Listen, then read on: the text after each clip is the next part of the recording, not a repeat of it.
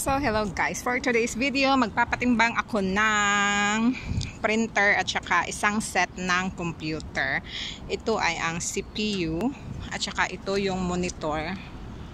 Yan, monitor yan, naka plastic pa yan, at saka ito yung keyboard.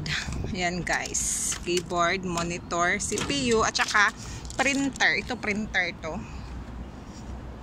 Yan. Yan. Printer.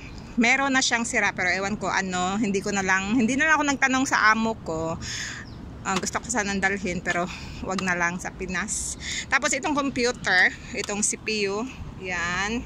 Tsaka itong monitor at saka keyboard.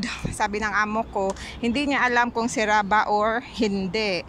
Kaso matagal na daw tong nakastore lang doon sa kwarto, kaya ipapatapo na lang niya.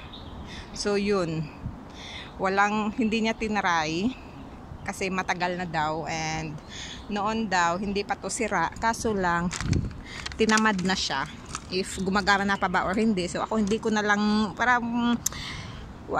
na lang siya kuhanin kasi parang hindi na lang ako interesado kasi matagal na daw, so wala na. So yun guys, ipapatimbang ko na siya. Sayang, di ba? Ako nasasayangan ako dito sa monitor, ang ganda pa sana pero wala akong parang hindi ako interesado. So yun lang.